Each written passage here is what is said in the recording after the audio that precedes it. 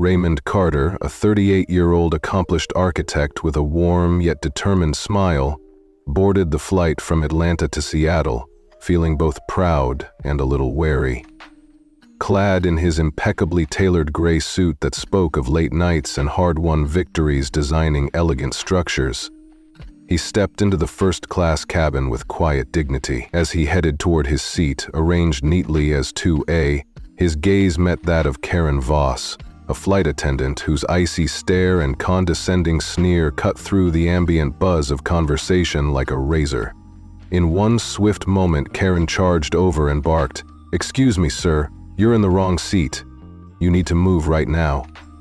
Her tone, laced with an unmistakable hostility that hinted at prejudice, silenced nearby chatter and left onlookers wide-eyed. At that very instant, before Raymond had even secured his place in the plush, leather-upholstered seat that was rightfully his, a feeling of foreboding overcame him. A sense that a storm was gathering on the horizon. After just a few minutes, the captain's booming voice announced that Karen was being fired, an act that, while seemingly a temporary victory for Raymond, set the stage for a much darker confrontation. The murmurs among the passengers suggested that Karen's abrupt dismissal was only the beginning of a far more sinister plan. Despite the small victory, tension continued to simmer beneath the polished veneer of first-class luxury. As the engines roared to life outside Hartsfield-Jackson International Airport, Raymond settled into his seat.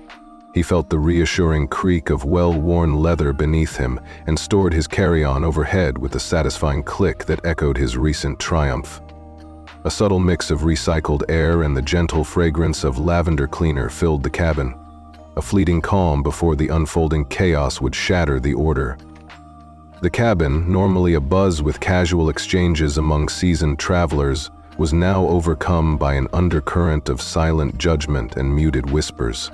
Raymond's heart pounded a steady rhythm as he adjusted his glasses, the thin metal frames catching the warm cabin light, and he took a moment to appreciate the hard-fought journey that had earned him this coveted first-class seat.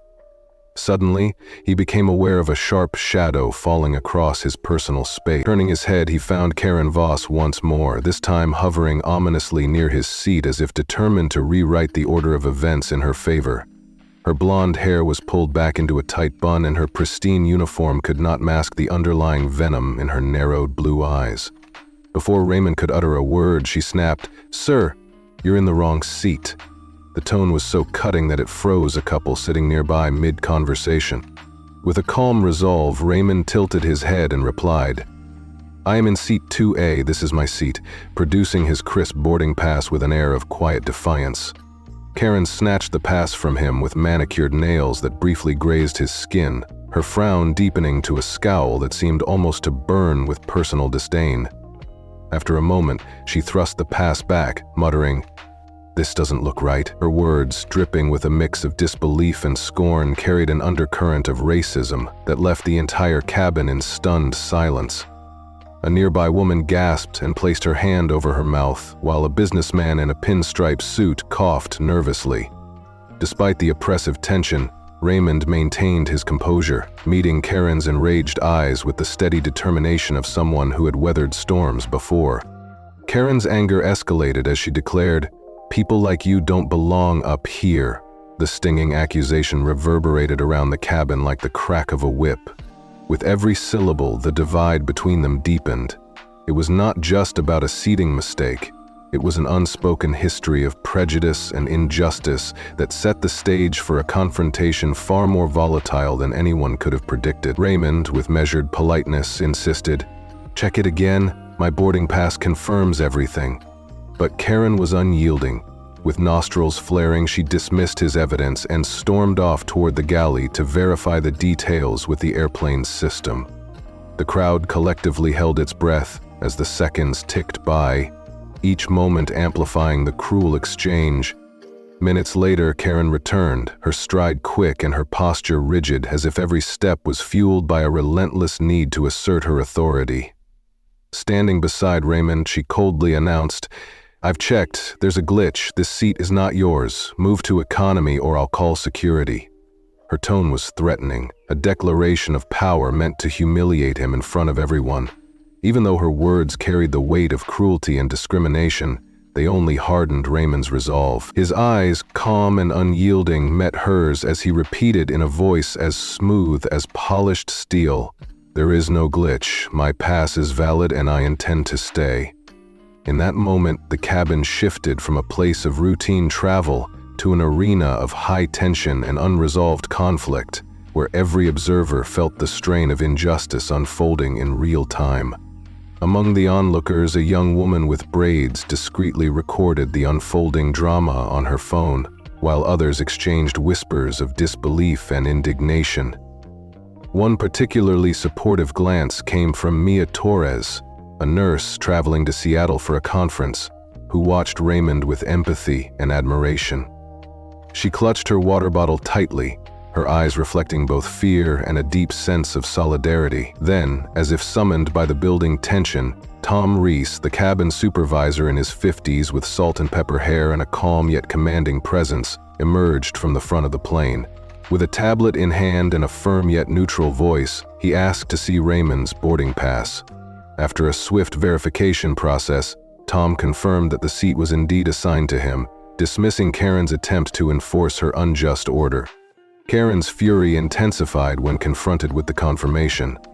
Her face burned with humiliation and rage, and her protest was met with Tom's decisive, "Enough, let's keep this moving."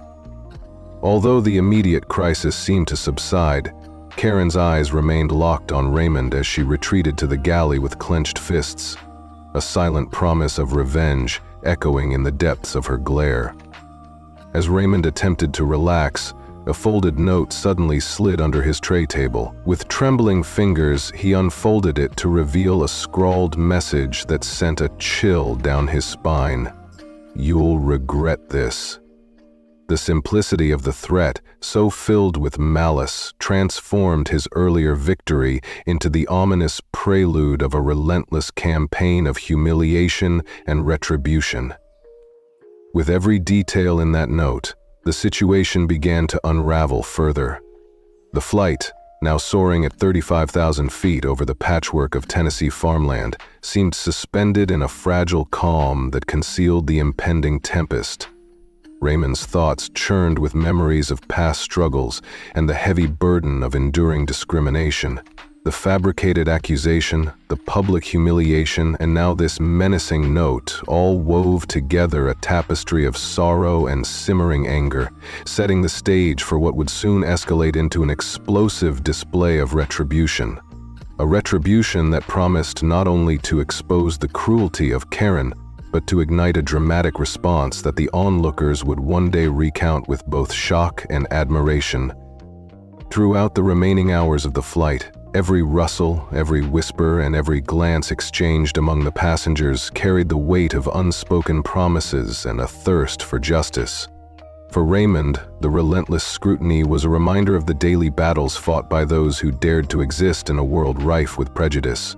Yet, within his calm demeanor simmered a resolve stronger than ever. A resolve to turn this moment of public disgrace into the catalyst for his grand response. In a world where a single act of malice could trigger centuries of hurt and a cycle of mistreatment, his quiet defiance was not merely a personal victory. It was a solemn declaration that injustice, no matter how steeped in history and cruelty, would one day be met with consequences of an equally formidable magnitude. The plane, with its dimmed, amber-hued lights and the monotonous hum of its engines, became a crucible in which old prejudices and new defiance intermingled. Each passenger, whether silently offering their support or outwardly recording every detail, became an unwilling witness to the birth of a transformative moment. A moment where the oppressed would eventually have their day. As Raymond clutched the note close to his chest, each word written in harsh, jagged letters fueled his determination. No longer would he allow the venom of prejudice to go unanswered. Instead, he planned to orchestrate a counterstrike, a public, resounding act of retribution that would be as grandiose as it was undeniable. one that would make the perpetrators of such cruelty tremble at the very thought of the consequences they were about to face. The narrative of that flight was evolving into a tale of power and sacrifice, a story that would speak not just of one man's quiet resilience, but of the collective anguish and hope harbored by many. For Raymond Carter, whose name would henceforth be synonymous with brave defiance, this journey was a turning point. It was a moment rife with both sorrow and the promise of a stirring comeback that would resonate deeply with anyone who had ever felt marginalized or unjustly treated. His quiet vigil in the first-class cabin, his determined refusal to be cowed by a single, spiteful act, was the calm before an inevitable storm of retribution, a storm that would echo through the corridors of injustice and set a precedent for those who dared to dream of a world free from prejudice. As the flight continued its steady ascent, every mile above the earth was a silent affirmation. Even when the world seems divided by ancient hatreds and deep wounds, the human spirit, fueled by the desire for justice, can rise powerfully against adversity. Raymond Carter, a resilient and dignified architect who had long weathered the storms of prejudice, could not have predicted that the flight from Atlanta to Seattle would soon transform into a battleground of injustice and retribution. The tension in the cabin had barely begun to ease when the intercom crackled, commanding everyone's attention with the captain's deep, authoritative voice. The announcement declared that due to multiple complaints from passengers, flight attendant Karen Voss had been relieved of her duties effective immediately. A collective wave of relief swept over the cabin as cheers slowly erupted, first quietly, then growing into a resounding roar. An older gentleman with distinguished gray hair clapped twice with a satisfying snap of his thick fingers, while a teenage girl abandoned her earbuds and raised her fist in solidarity. The announcement felt like a vindication to Raymond, an affirmation that even in the face of blatant discrimination, justice had found a foothold. In that brief moment of triumph, Mia Torres, a kind nurse known for her compassionate demeanor and steady gaze, leaned toward Raymond and said in a warm, admiring tone, "You handled that like a pro. Most people would have lost it, but you remained as solid as a rock." Raymond offered a small, grateful smile, though inside he wrestled with a mix of pride and sorrow. He murmured, "I just wanted to sit where I belong." The words hung in the air as a bittersweet reminder of the quiet battle he had just fought, a battle that had momentarily favored him but could not erase the pain of having been targeted so openly. As the cabin buzzed with renewed energy and quiet whispers of satisfaction at Karen's public downfall, the air was thick with a mixture of disbelief, glee, and a foreboding sense of the unknown. A woman in a teal scarf, her voice laced with vindictiveness, muttered that Karen had it coming, her knitting needles clacking as she spoke. A businessman in a pinstripe suit frowned disapprovingly from his seat, and despite all the positive reactions, Raymond's gaze continually gravitated back to the ominous note burning in his pocket, a chilling message that promised retribution. Although Karen was now a memory to be scorned, his instincts warned him that the battle was far from over. The flight's atmosphere, once lighted by vindictive cheers and relieved laughter, was punctuated by a series of unsettling sounds. A faint clatter came from the galley that forced Raymond's eyes to dart over to the source. There, partially visible through a slit in the curtain, was Karen Voss. Even in her disgrace, her blonde hair coiled into a tight bun and her uniform crisply ironed, Karen's posture exuded a cold, vengeful determination. With her phone pressed to her ear and her free hand tapping a steady rhythm on a steel tray, she seemed to be plotting something ominous. Her lips moved in a rapid, furtive conversation, inaudible in the clamor of the cabin. Yet the intensity in her posture sent a shudder racing up Raymond's spine. Noticing the trembling hands of a younger flight attendant as she wheeled her cart past, and then a sudden stutter in the cabin lights that left everyone gasping in unison, Raymond realized that something was deeply amiss. The lights flickered momentarily, as if struggling against an unseen force, and the note's grim warning pulsed louder in his mind. It became increasingly clear that Karen's dismissal was but a spark, one that was about to ignite a far more dangerous conflagration. The normally steady hum of conversation faded into a low murmur of apprehension as passengers exchanged nervous glances, questioning whether the in-flight turbulence was merely natural or the handiwork of a vengeful adversary. Minutes later, Tom Reese, the cabin supervisor known for his careful and deliberate manner, emerged with his tablet in hand, his face etched with fatigue and uncertainty. Passing by the aisle, he offered reassurances in a soft, measured tone to a worried passenger, yet his eyes avoided meeting Raymond's steady, questioning stare. Even as Mia Torres tried to catch his eye with concern, the growing tension in the cabin seemed to engulf every seat. The plane soared steadily above the darkening Kansas sky, the horizon now a deep bruise of purple as night swallowed the remaining light. Every passing second amplified the already charged air, leaving Raymond restless, despite the temporary semblance of calm. It was at this precarious moment that the chaos began to escalate. A sudden, violent jolt rocked the plane, sending cups clattering off tray tables and eliciting a piercing scream from a woman seated 3 rows back. The incident brought oxygen masks tumbling from overhead compartments in a cascade of yellow plastic, and amidst the panic, voices rose in a cacophony of fear.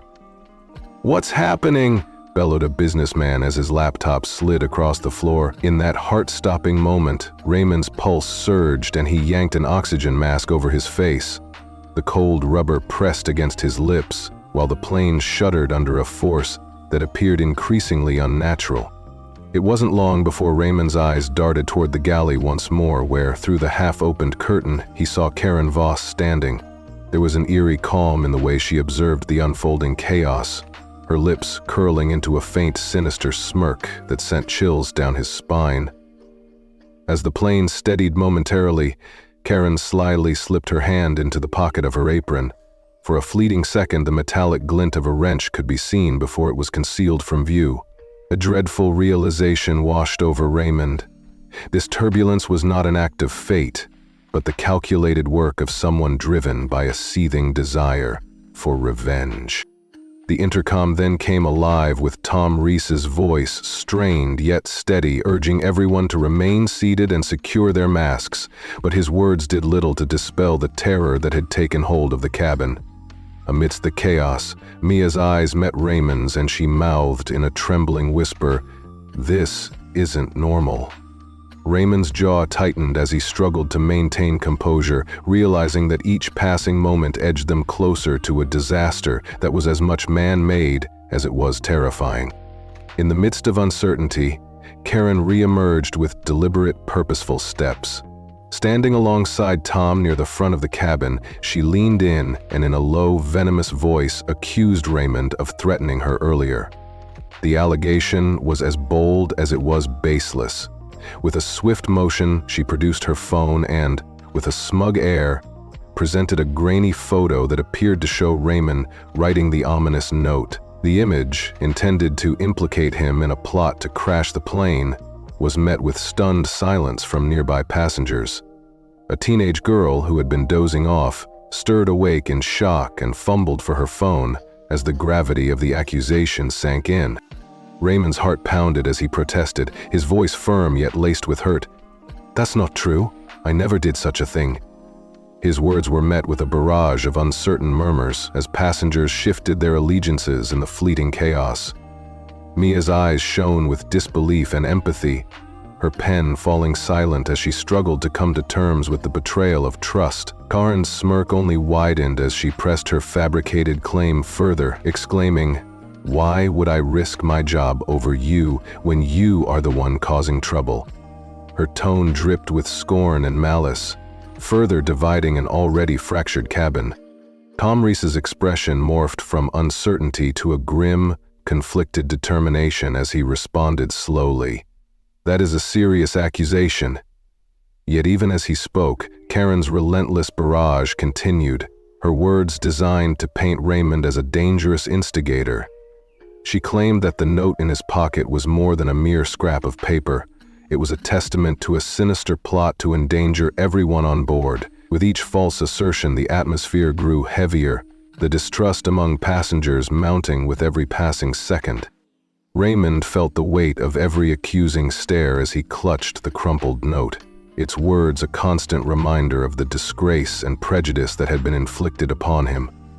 The plane, now deep in the night sky above Missouri and hurtling towards Seattle at 35,000 feet, seemed less like a vessel of travel and more like a stage for a showdown between ancient prejudices and the courage to stand against them. Every flash of the emergency lights, every stutter in the cabin's hum added to the mounting dread that Karen was orchestrating a revenge far beyond what anyone had imagined. Mia's concern grew ever more palpable as she looked from Raymond to Tom, her eyes silently pleading for the truth to emerge. The teenage girl, now wide awake and clutching her phone, recorded every word as if to preserve the evidence of this bizarre turn of events. Even the businessman, whose earlier grumbling had hinted at defiance, now sat in stunned silence, his fingers hovering uncertainly over his laptop. In that charged moment, the once triumphant atmosphere of victory had been replaced by a sense of impending peril, one that threatened to plunge everyone into chaos. As Tom hesitated, seemingly torn between following protocol and questioning the evidence before him, Raymond's resolve began to harden. He knew that his dignity, his reputation, and the very notion of justice were on the line. With the engine roar and the steady cadence of the cabin as his backdrop, he silently vowed that the darkness looming in the form of Karen's vindictiveness would not be allowed to destroy not only his life, but the fragile hope of every passenger who believed in fairness. Amid the swirling confusion and betrayal, the seeds of an extraordinary retribution were being sown. A retribution that would soon burst forth in a manner so dramatic and unyielding that even the skeptics would be left breathless. Raymond Carter's heart sank as the calm after the earlier vindication shattered in an instant. Just as the cabin began to settle from the chaotic cheers following Karen Voss's dismissal, two crew members suddenly appeared at his side. Before he could protest or explain, their rough hands yanked his arms behind his back. The cold bite of metal pressed against his skin as handcuffs clicked shut with a finality that echoed loudly through the now silent cabin. Gasps erupted among the passengers. The woman wearing the teal scarf clutched her knitting needles as if they were weapons, and Mia Torres, ever the compassionate soul, shouted, "This is insane!" Her journal slipped from her grasp and clattered onto the floor. Raymond tried to speak, to explain that he had done nothing wrong, but his voice was lost in the mounting chaos. The teenage girl, whose phone had been recording every twist of the unfolding drama, captured the scene with rapid, trembling breaths. Amidst the mounting commotion, Tom Reese raised his hand and spoke with authority. "Ma'am, please sit down, we are handling it."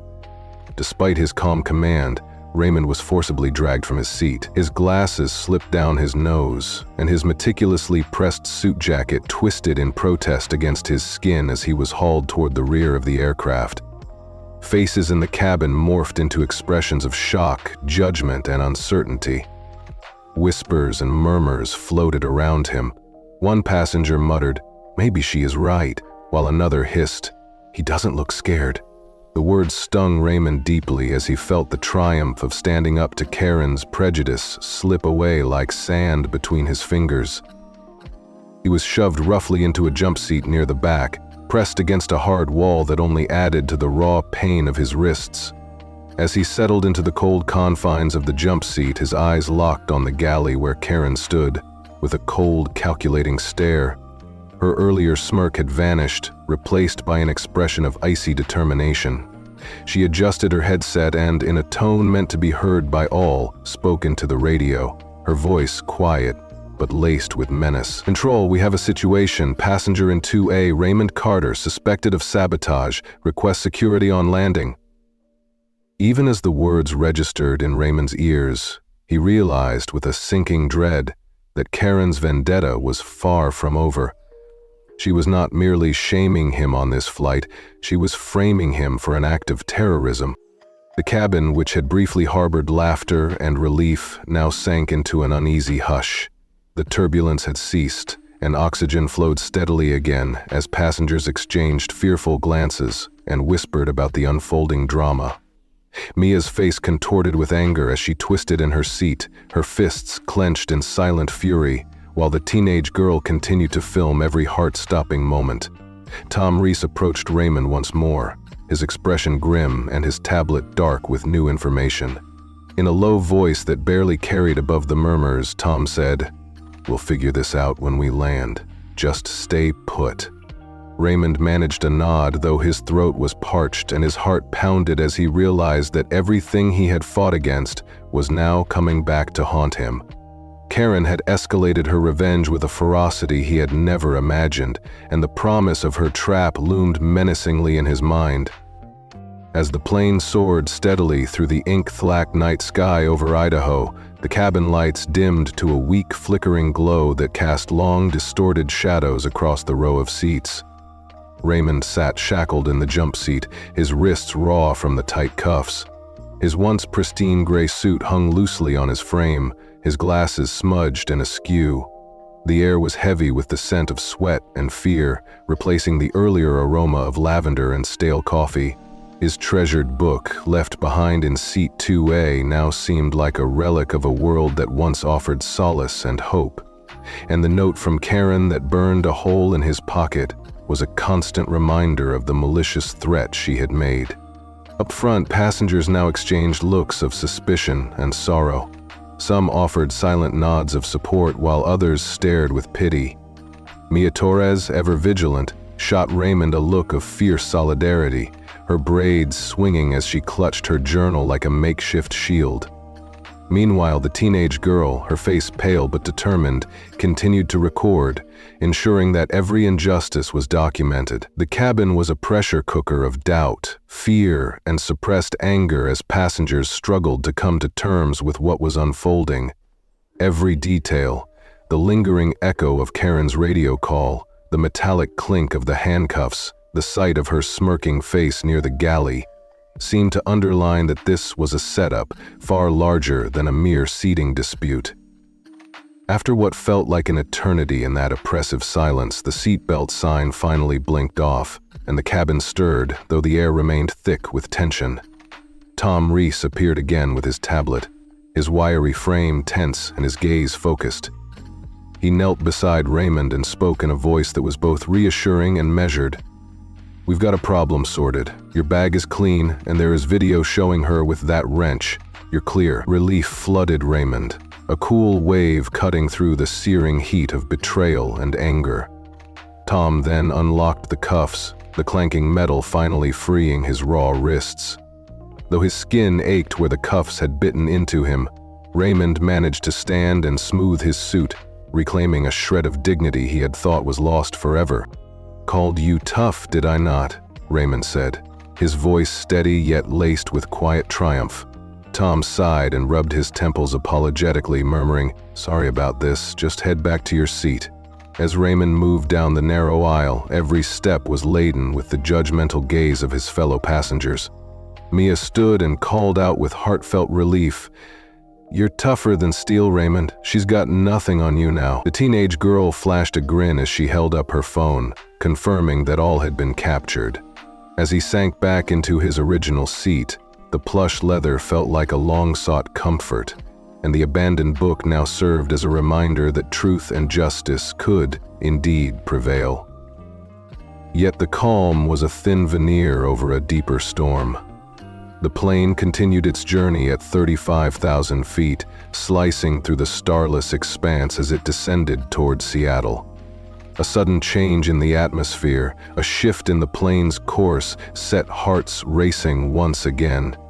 As the captain announced the approach to Seattle-Tacoma International Airport, the cabin began to relax, and for a fleeting moment, Raymond felt that perhaps the worst was behind him. The landing gear whirred and the plane touched down with a soft screech on the runway, the collective sigh of relief nearly palpable among the passengers. It was at that moment, however, that chaos erupted anew. Just as Raymond unbuckled his seatbelt and reached for his carry-on, a group of armed police stormed onto the jet bridge. Their boots pounded heavily against the floor and radios crackled with urgent static messages. A deep, commanding voice boomed through the chaos. "Raymond Carter, hands up now!" 6 officers in tactical gear surged forward, their weapons drawn and gleaming under the harsh fluorescent lights. Shock rippled across the cabin once again. Raymond froze, his bag slipping from his grasp and thudding onto the carpet as he raised his arms instinctively. Mia shouted in alarm, stepping forward to protest, but an officer swiftly shoved her back, sending her journal crashing against a wall. Passengers screamed and scrambled, and the teenage girl's hands trembled as she continued to film, every second now a record of mounting injustice. The lead cop, a broad-shouldered man sporting a buzz cut with a badge that read Voss, grabbed Raymond by the arm and forced it behind his back. His voice was harsh and uncompromising as he barked, "You are under arrest for suspected terrorism. There is a device on this flight. Move." In the blink of an eye, the cuffs were resecured around Raymond's wrists, cutting into him with brutal intensity. Raymond's mind reeled as the word terrorism slammed into him like a sledgehammer. "This is a mistake," he pleaded, his voice steady despite the pounding of his heart. "Check the footage. I did nothing." But the cop only smirked and tightened his grip, dismissing his protest with a callous, "Tell it to the feds." They dragged him down the jet bridge, his shoes scuffing loudly on the floor as he was led away from the shocked onlookers. Mia's cry of, "He is innocent, she set him up," rang out, but her voice was quickly drowned by the cacophony of the unfolding arrest. Through a glass window at the terminal, Raymond caught sight of Karen standing near the gate. Her uniform had been replaced by a sleek black coat, and her blonde hair was loose, framing a face now illuminated by a smug, predatory triumph. For a long, heart-wrenching moment, their eyes met. Karen's lips curled into a vicious grin before she turned away and merged with a crowd of indifferent onlookers. In that fleeting glance, everything became painfully clear. Her radio call, the wrench she had concealed, and the damning lies she had spun to frame him. It was all part of a meticulously crafted trap designed to ruin his life and cover her own treacherous misdeeds. As the sound of sirens began to wail outside the terminal, red and blue lights flashing across the tarmac, Raymond was shoved roughly toward a waiting van. His voice, raw with desperation and anger, rang out, "You've got the wrong guy. I did not sabotage the flight, she did." The officer sneered dismissively, replying, "Sure, buddy, save it." With that, the van door slammed shut, swallowing him into darkness. The cold metal cuffs remained a painful reminder of Karen's far-reaching vengeance and her determination to see him punished. Raymond's thoughts raced as he was driven away from the safety of the aircraft. He had fought against blatant racism and injustice on that flight, and for a brief moment, he had tasted victory. Yet now, as he sat in the van with his wrists still burning and his heart heavy with betrayal, he realized that Karen's plot was only just beginning to unfold. In that despairing moment, it became clear that the true battle was not over at 35,000 feet, but was waiting for him on the ground in Seattle. A new stage for his trial, his redemption, and the final reckoning of Karen's monstrous deceit. Even as the van moved through the rain-slicked streets, Raymond's determination hardened. He vowed that he would clear his name and expose the treachery that had brought him here, no matter the cost. The recorded footage on the teenage girl's phone and Mia's impassioned pleas would serve as his witnesses. In the silent, oppressive darkness of that van, his thoughts whirled with memories of the flight, the pain of being handcuffed and falsely accused, and the bitter taste of betrayal by someone he had never suspected could be so heartless. For Raymond Carter, the fight for justice and dignity was far from over. The wheels of fate were now set in motion to deliver a reckoning that would echo through the corridors of injustice and prejudice in this country. His journey had taken a tragic turn, and as he prepared to face the impending trial that promised to be as dramatic and unforgiving as the betrayal he had suffered, he silently vowed that his true retribution would be a public spectacle, a reckoning so grand that even those who once doubted him would be left speechless.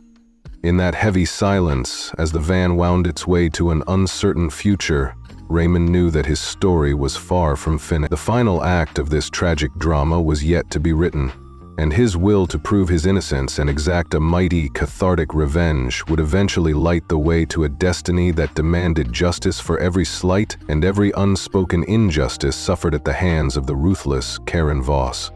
Marcus Clayton's world had been shattered on that flight, and now the aftermath of Karen Voss's vicious ploy burned like acid in his mind. The chaos aboard the plane was only the opening act of an all-out war that Karen had waged against him.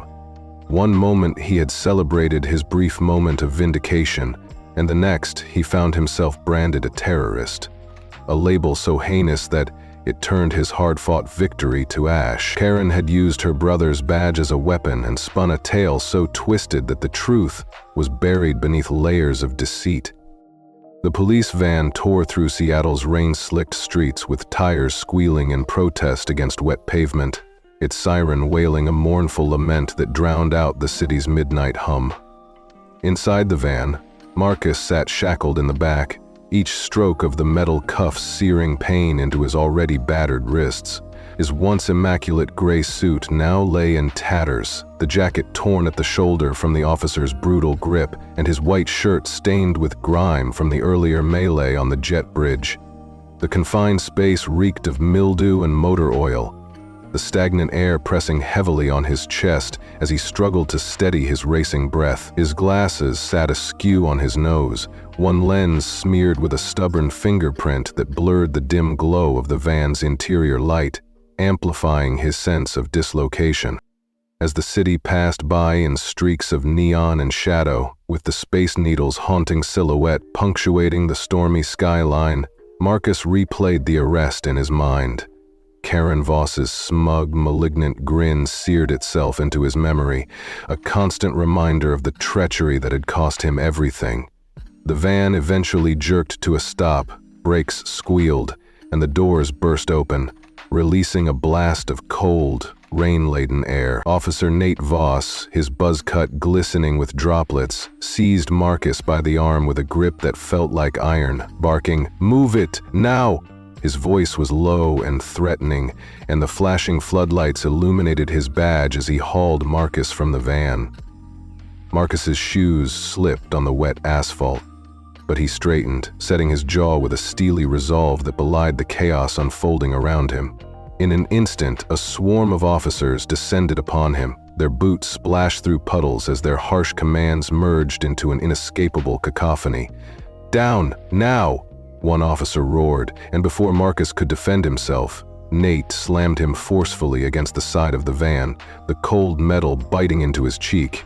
A jolt of pain burst through his ribs and cameras flashed relentlessly, their strobe lights blinding him momentarily as he tried to reconcile the horror of the situation.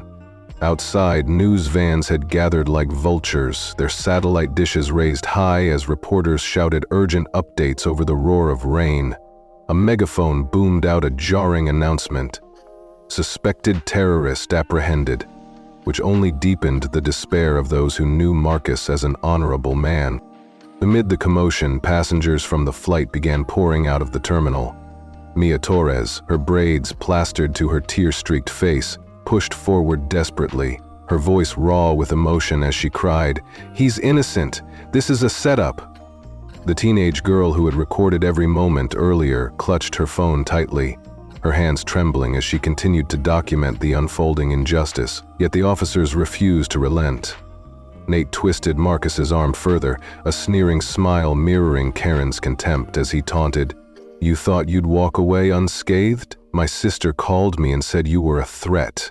First-class terrorism, huh? We'll make it stick." Marcus's pulse thundered in his ears, and despite the searing pain from the cuffs that bit deeper with every motion, his voice remained steady as he spat out, "You got nothing. She sabotaged the plane, not me." But Nate only laughed, a harsh guttural sound that resonated with cruelty as he slammed Marcus down again. The van rocked with the force of the impact, and every flash from nearby cameras punctuated the brutality of that moment. Live footage streamed to screens across the city, accompanied by a reporter's urgent voice that declared, Marcus Clayton, accused of planting a device on Flight 472, has been apprehended after a dramatic landing. Sources claim he threatened the crew mid-flight. The fabricated narrative spread like wildfire, stoking hateful comments and even slurs from a crowd that seemed ready to believe the worst. Mia fought her way to the front of the growing crowd, her journal lost amid the fray as she pounded her fists in defiance. "Check the video! He is the victim here," she cried, her voice almost drowned out by the clamor of orders and shouts from the police. But the officers, their batons raised high, forced her back into the shadows. As Marcus was dragged across the glistening tarmac, his legs buckled under the cruel force of Nate's crew, and he was hauled unceremoniously toward a holding area, a cold, concrete box lit harshly by fluorescent lights. They threw him inside with a resounding slam that echoed in his ears, and he collapsed onto the hard floor, his glasses skittering helplessly across the tile. Hours passed in excruciating silence as the rain drummed steadily against the roof, each drop a relentless hammer on his shattered resolve. Marcus sat slumped against the wall, his soaked suit clinging to his frail frame, his aching ribs a constant reminder of the violence inflicted upon him. Eventually, a new officer, a wiry man clutching a clipboard with a face devoid of emotion, entered the cell. "We've got no device," the officer stated in a flat tone, adding that video evidence confirmed Marcus's innocence. With a mixture of cautious relief and residual pain, the cuffs were finally unlocked, the metal clanking free as Marcus slowly retrieved his battered glasses. "I told you," he murmured hoarsely, his voice a blend of anguish and defiance, as the officer merely shrugged and handed him his bag with a curt instruction to leave. Marcus trudged out into the damp, dim terminal, the rain easing to a light drizzle as the crowd of onlookers gradually dispersed. Mia rushed over, her eyes blazing with fierce hope. "Are you okay?" she demanded, and Marcus managed a tight smile, replying, "Yeah, thanks for fighting." The teenage girl, her footage now uploaded and going viral, hesitantly confirmed that the truth was finally beginning to emerge. Support poured in from every corner of the internet. Yet just as Marcus began to sense that he might have dodged this brutal bullet and cleared his name, his phone buzzed with a shattering message. Reputation risk, effective immediately. The very firm he had poured years of blood and sweat into had cast him aside, unwilling to be tainted by the stench of terrorism that Karen's lies had sullied.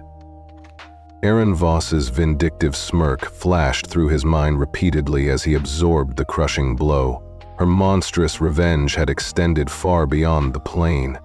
With Nate Voss's brutality serving as her proxy and the cameras capturing every sordid detail, she had transformed his act of defiance into a public spectacle of disgrace.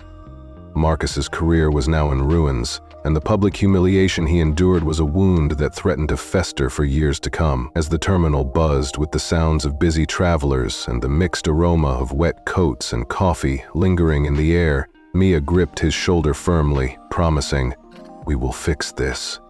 Though Marcus nodded in return, a gnawing doubt spread through him like wildfire.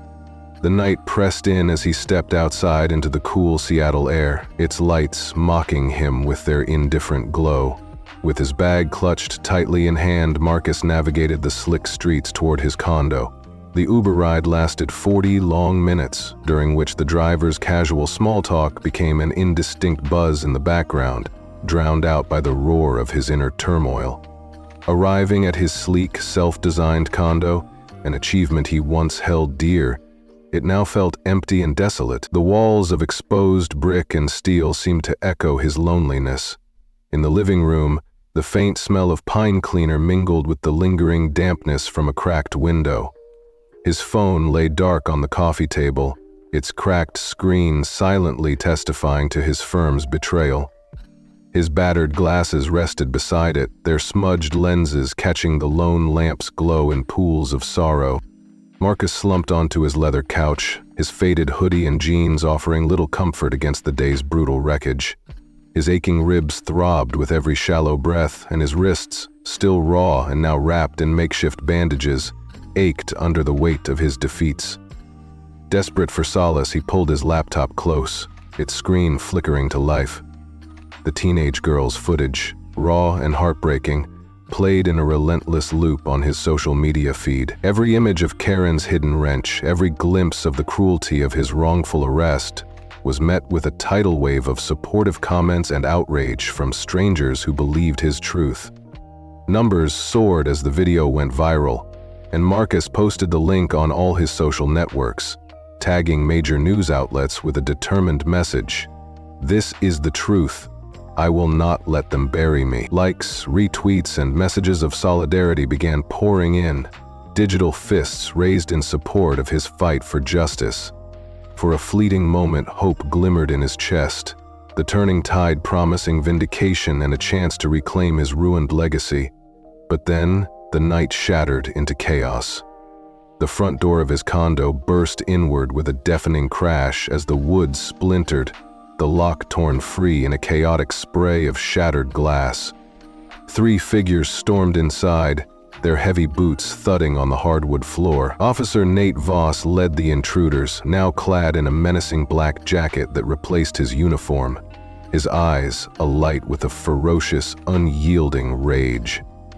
2 imposing figures in ski masks flanked him, one gripping a battered baseball bat that had clearly seen its share of violence. Nate snarled, "You think you're smart, posting that video? Big mistake." His voice a guttural growl that resonated with the promise of retribution. In that horrifying moment, Marcus's blood ran cold. The battle that Karen had orchestrated had not ended with the flight, or even with the viral video. It was about to erupt in his very own home. As he stared into the wild, determined eyes of Nate Voss, Marcus Clayton realized that this final, brutal counterattack would demand a response so mighty and cathartic that even those who once doubted him would be left utterly speechless. Marcus Clayton backed away slowly, his pulse pounding like a drum, his hands raised in a plea for mercy. "Get out," he demanded with a steady voice even as fear clawed at his chest. His tone was firm and resolute, echoing his deep-seated belief in fairness despite the terror that filled the room. But Officer Nate Voss only laughed, a vicious bark that cut through the tense silence, and lunged forward. His baton struck Marcus hard across the shoulder, sending a shock of white-hot pain that made him stagger backward until he crashed into a counter, where dishes and glass clattered violently to the floor. As if on cue, the masked men moved with brutal precision. One swung a baseball bat at a nearby shelf, causing books and glass to tumble into a chaotic heap, while another snatched a can of spray paint from a bag. The nozzle hissed as red slurs were violently sprayed across the brick walls. Insults that screamed of hate, thug, terrorist, go back. The words stank of venom and prejudice. The acrid stench of aerosol choked Marcus's senses. His vision began to swim as Nate, now emboldened by cruelty, grabbed Marcus's hoodie and slammed him against the cold, unyielding fridge. The metal handle dug mercilessly into his spine. Nate sneered with bitter glee, his words dripping with malice as he spat out, "Karen says hi." His voice was sour with the stench of cheap beer, and before Marcus could recover, Nate's fist crashed into his gut. The impact stole his breath, leaving him doubled over in agony. In spite of the searing pain, Marcus managed to swing back, his knuckles catching Nate's jaw in a fleeting moment of defiance before one of the masked thugs tackled him and pinned him harshly to the cold, hard floor. The rough wood pressed against his cheek while his glasses were lost in the melee. A steady trickle of warm, coppery blood escaped from the corner of his lip as Nate loomed over him. With a boot crushing into Marcus's hand, the force sent a sharp, jarring pressure through his bones. Nate spat with a cruel finality. "You're done. Nobody will believe you now." As the masked men continued their rampage, they trashed the entire condo. The couch was overturned, the TV smashed beyond repair, and glass crunched under the relentless pounding of their boots. Amid the chaos, Marcus struggled to catch his breath, his body marked by deep bruises and his mind reeling with the injustice of it all. He had once managed to strike back online, turning the narrative in his favor with the viral video and the truth he had fought so valiantly to expose. Yet now he found himself on the receiving end of a savage counterpunch, a brutal, personal invasion designed to break his spirit. Then Nate, crouching near him with a predator's intensity, dropped a crumpled photograph on the floor. Its edges were curled and damp, evidence of the violence that had just unfolded. Marcus's heart froze as he picked it up.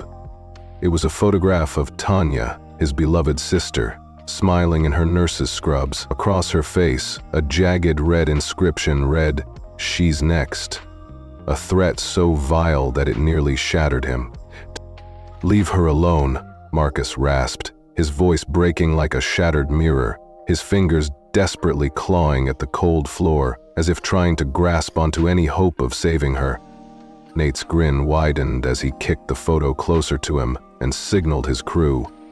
In a heartbeat, the intruders retreated into the night, their heavy boots pounding against the splintered door, as if erasing any trace of their brief but merciless assault. Silence fell, dense and suffocating, leaving the ruined condo as a war zone of scattered furniture and hateful graffiti scrawled in red. Marcus forced himself to rise, wincing with every movement as pain and blood dripped onto the tile floor. Grasping the photograph with trembling fingers, he stared at Tanya's serene face, a beacon of love and protection in the midst of a vicious attack. His phone buzzed incessantly with notifications. The video of the earlier horrors had just surpassed 30,000 views, and comments flooded in, each one more outraged and sympathetic than the last. The digital world had become his battleground, a fortress of support that once made him feel invincible. Yet now, as the reality of his physical devastation set in, that hope burned like a dim candle against a dark storm. He staggered to the sink and splashed cold water on his face, each drop a jolt that momentarily cleared the haze of pain. His determination flared, even as he fumbled to find his cracked glasses. Despite the shattered lens, they offered him a clearer view of his devastated surroundings. The walls glared back at him with hateful slurs, and Tanya's photo lay on the floor like a ticking time bomb. Unable to stay in the shattered sanctuary of his home, Marcus grabbed his keys with hands that trembled and staggered out. The splintered door banged shut behind him as he hurried down the stairwell, each uneven step echoing the weight of despair and determination. The night air was cool, the rain having ceased, leaving the pavement slick and gleaming under the bruised glow of streetlights. His beat-up sedan waited in the parking lot, its chipped blue paint a silent witness to better days. He slid into the cold leather seat and gunned the engine, tires squealing as he drove furiously toward Tanya's house in Rainier Valley, a mere 15 miles to the south. The city blurred by in a haze of wet streets and neon signs, a tumult of vibrant chaos through his cracked windshield, as Marcus's mind raced faster than the speeding car. Memories of Tanya flooded back. She was his little sister, the nurse who had tended to him after childhood scrapes and who had cheered him on throughout his climb in the competitive world of architecture. She was the one person he would never allow to suffer because of his enemies. The fierce determination to protect her overpowered the pain and humiliation that haunted him. As he neared her street, the suburban calm contrasted sharply with the storm raging inside him. He parked his sedan in a crooked spot and bolted from the car, his ribs screaming in protest, and raced to her porch with every ounce of strength he could muster. When he reached the front door, his heart sank even further. The door hung ajar, the lock splintered, and a heavy sense of dread washed over him as he stepped inside. The living room was eerily pristine despite the obvious signs of a recent struggle. A coffee mug still warmed on the table, releasing faint steam, and her neatly folded scrubs lay undisturbed on the couch. But something was wrong. Tanya was not there. His voice cracked as he shouted her name into the silence. "Tanya!" Panic gripped him as he tore through the house, checking the kitchen and bedrooms with frantic urgency. The familiar scent of lavender still lingered, mocking him with memories of when she had been safe. Then a creak from the back door froze his blood. His pulse hammered in his ears as he crept toward the sound. Outside, the yard was dark, an expanse of shadow under a starless sky. A figure in a hoodie darted across the fence, a fleeting glimpse that vanished too quickly for him to get a clear look. Returning inside in a state of desperate confusion, Marcus found Tanya's phone on the counter. Its screen glowed with a text message that made his stomach drop. A message from an unknown number reading, "Saw unmarked car tailing me at hospital heading to work early." His gut twisted with the certainty that it was Nate's doing. She had been followed. Fueled by a surge of protective rage, he floored it toward Harborview Medical Center. The city was just beginning to stir awake, a sleepy haze broken by the piercing beams of headlights cutting through light fog. The towering hospital loomed ahead, a gray fortress of glass and steel, whose entrance bustled with ambulances and urgent voices.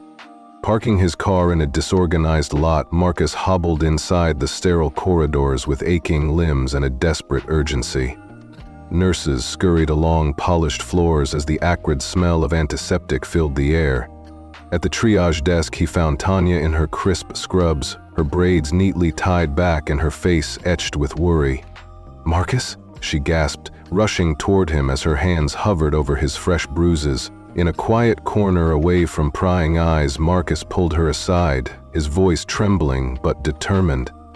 "Nate Voss and his crew hit my place. They left this," he said, thrusting Tanya's photo into her hands. Tears welled in her eyes as she traced the red circle marking her face. "They're after you now. Did you see a car?" she asked, her voice barely above a whisper. Marcus shook his head, recalling the black sedan that had tailed her from the lot, and her confirmation only deepened the horror of their situation. In a flurry of desperate energy, Marcus grabbed her laptop from her bag and with nimble fingers and skills honed in less trying times, hacked into the hospital's security feed. Grainy footage loaded quickly, a loop of the black sedan circling the lot and two uniformed officers interrogating Tanya at the front desk. He saved the footage and emailed it to himself as undeniable proof to clear his name once again. "Got him," he murmured grimly, the words a fragile promise of vengeance. Tanya squeezed his arm, her resolve hardening as they pledged together, "We will fight this." Their united stand was interrupted by a sudden news alert on Marcus's phone. The headline read, "Marcus Clayton threatens family. Audio evidence surfaces." His blood ran cold as he listened to a distorted clip of his own voice pledging, "I'll make Tanya pay," manipulated and doctored to incite hatred. His heart pounded in fury and anguish as he realized that Karen's ruthless counterattack was not only aimed at him, but was designed to turn public sentiment against his beloved sister. Tanya's face paled, and she grasped his arm tightly, the threat hanging over them like a noose.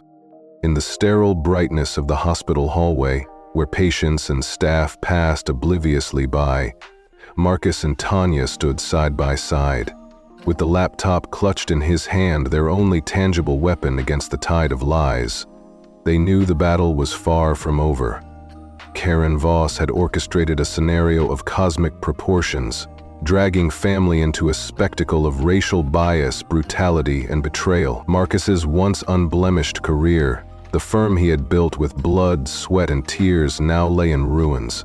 His name tarnished, his reputation erased by fabrications. Yet, in that bitter moment, as fluorescent lights buzzed overhead and the murmurs of disbelief circulated like a dark undercurrent, Marcus vowed that his fight for justice would ignite a counterstrike so magnificent that even those who had once doubted him would be left utterly speechless. His pulse still hammered in his ears as he clicked through the evidence one more time on his laptop.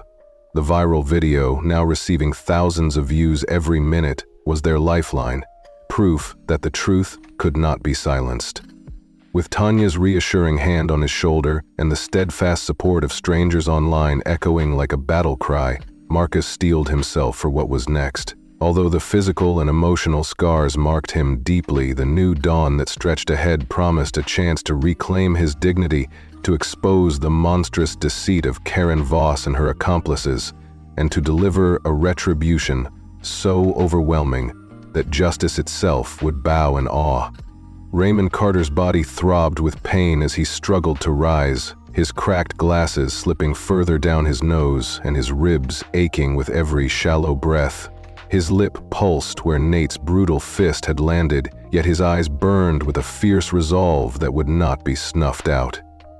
The air in the room reeked of bleach and unspoken tension as the low hum of the emergency room faded into the background. Nurses passed by with guarded glances, their eyes sharp with suspicion. Tanya's laptop sat open between them on a splintered table, the hacked security footage frozen on a frame showing Nate's lackeys harassing her. Her phone glowed with a looping audio clip, a cruel message that read, "I'll make Tanya pay." That distorted sound, Karen Voss's latest dagger, now viral and played over 80,000 times, cut deeper than any physical blow. The hospital television in the corner flickered to life, broadcasting the doctored headline in a cold, clinical tone. Raymond Carter, flight terrorist, now threatens family. The anchor's voice was emotionless as the manipulated clip replayed behind her, an ever-present reminder of the lies that had been spread about him. Tanya's grip on Raymond's arm tightened as she hissed, "They are eating it up." Even as fury simmered within him, Raymond knew he had to act quickly. He pulled out his own phone, the cracked screen momentarily lighting his determined face, and uploaded the fresh hospital footage to his social media accounts. In his caption, he typed, "This is the truth. Cops lie and the audio is fake." Moments later, the video rocketed past 100,000 views, with comments pouring in. Messages of support, declaring his innocence and branding Karen as a monster. Tanya whispered hopefully, "You are turning it around," and for a brief moment there was a spark of optimism amid the chaos. Driving back to his condo later that morning, Raymond watched the city blur past his windshield, a tapestry of wet streets and dawn fog. The sights were a mix of glistening neon lights and the heavy gray of a new day. As he pulled up to his battered building, a place he had designed himself with so much pride, the ruined living room greeted him again, walls splattered with hateful red slurs and shards of glass crunching under his sneakers. With a heavy heart, he grabbed his laptop and began tracking the spread of his evidence online. The numbers were staggering, 200,000 views and counting. For a moment, it seemed as if justice was on his side and Karen's scheme was collapsing under the weight of undeniable proof. Outside, protests sparked near Karen's last known address, a modest rented duplex in Tacoma. Picketers held up signs demanding her immediate firing and justice for innocent lives. News vans swarmed the area and their piercing lights cut through the morning haze. In the midst of this all, Raymond sank onto his broken couch and cracked open a water bottle, letting the cool liquid soothe his parched throat. The taste of victory mingled with the bitter aftertaste of betrayal. Though Karen was now in hiding, her scheme had backfired, at least for a time, and for a heartbeat, it felt like he might have finally cornered his enemy. Then the storm broke. His phone buzzed with urgent notifications. The video views had now climbed to 300,000, yet the tone of the comments shifted. They grew venomous, filled with venomous accusations that he was lying. Tabloids and online sources were now running headlines like, "Family Traitor" and "Black Man Terrorizes Flight, Family in Peril." The hospital footage, once his shield, was being drowned out by bots and trolls as Karen's carefully contrived audio clip was blasted repeatedly. Outside, the sound of tires screeching disturbed the fragile peace inside his shattered condo. Peering through his cracked window, Raymond saw a mob gathering outside. At first, there were only 20 people, but soon the numbers swelled to 50 or more, their faces contorted with rage. Some held bricks, while others clutched heavy pipes, their collective chant echoing in the cold morning air. "Terrorist, get him." A brick crashed through his window, shattering the glass and slicing into his arm as he ducked. Pain flared and hot blood dripped down, but before he could gather himself, another brick struck, sending plaster tumbling. Grabbing his laptop tightly, he bolted for the back door just as the porch began to shake under the onslaught of the mob.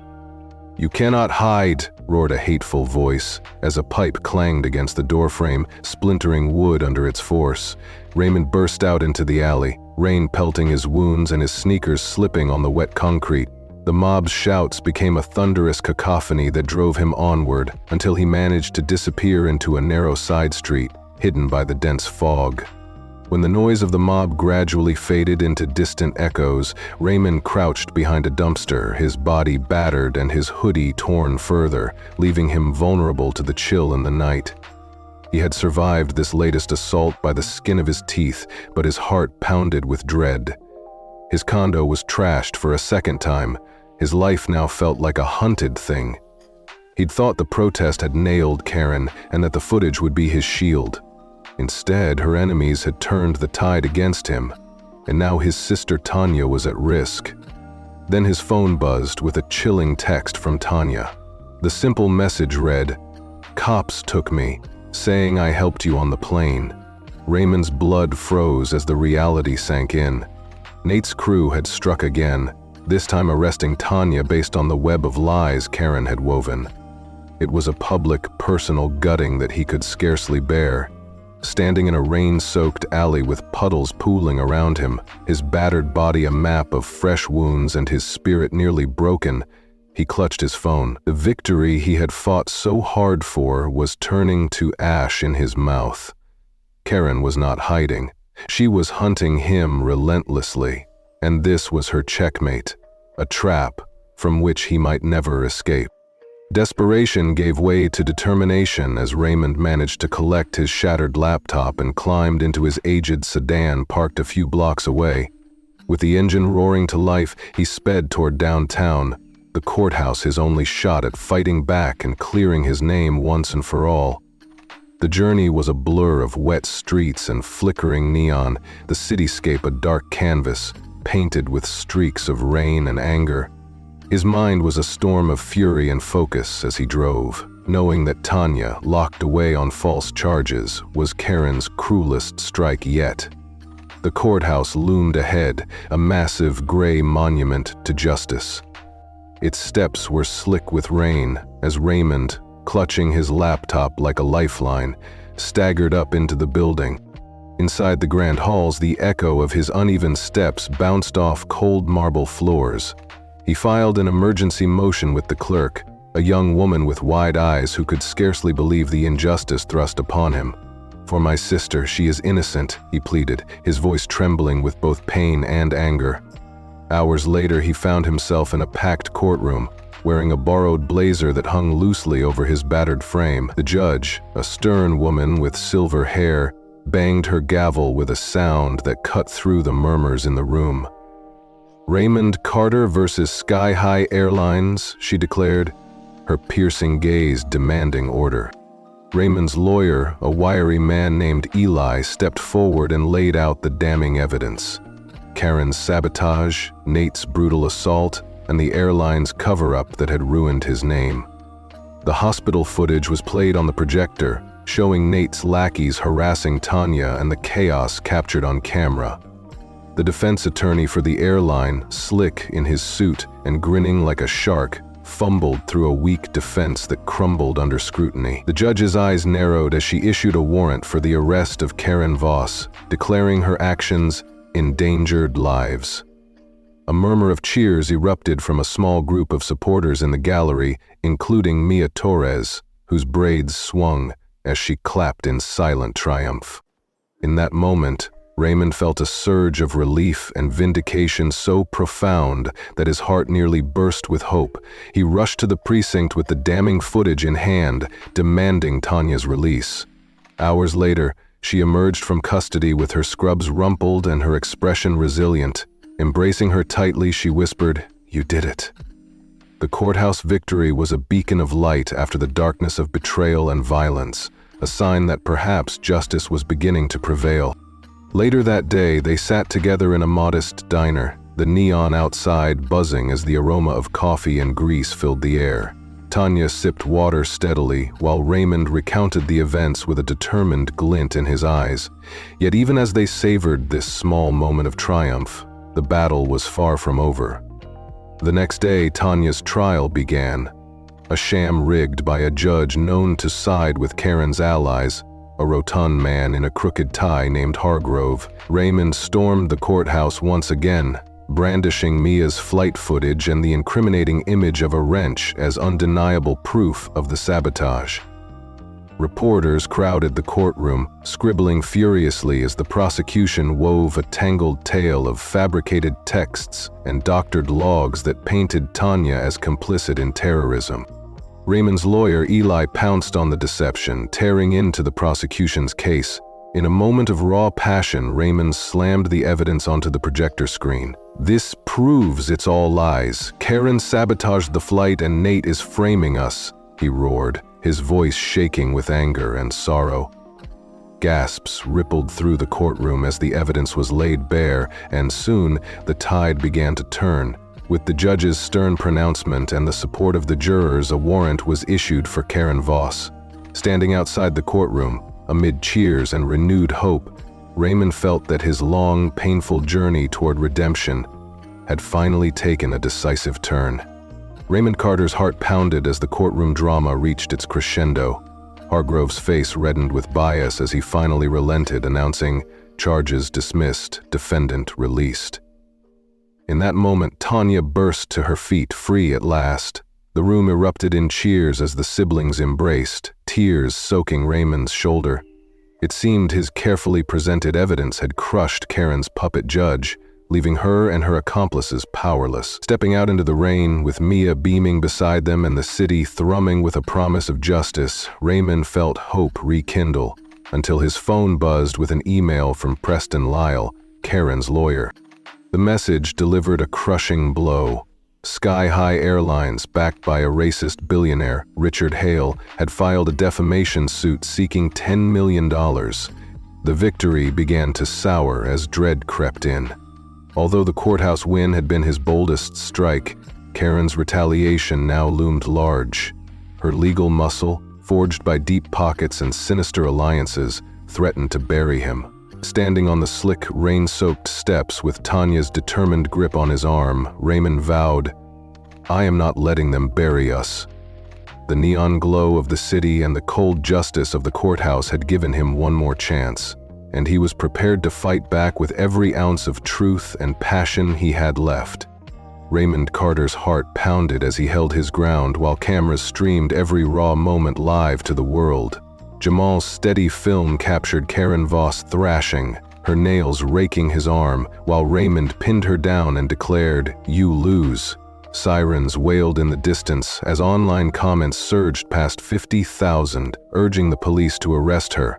But before hope could settle, a black SUV roared up, and Nate Voss leapt out, his rage unmistakable and his gun drawn. "You bastard," he roared as his crew, armed with bats and chains, descended on Raymond. In the ensuing chaos, Raymond fought desperately to shield his sister Tanya while Nate slammed him against the cliff edge. The rocky drop to the roaring river below seemed all too near as Nate pinned the gun to his temple, threatening his life with every twitch of the trigger. Friends and supporters watched in shock online as Raymond, battered and bleeding, managed to smash a rock into Nate's knee. With the tide turning on camera, protests exploded and police reinforcements arrived. Just when it seemed victory was at hand, Hale's men appeared, their rifles aimed coldly. Yet Raymond's fierce cry, "You're on camera, the world is watching," ignited a surge of defiance. In that tense moment, despite every scar and setback, Raymond vowed to fight until justice prevailed.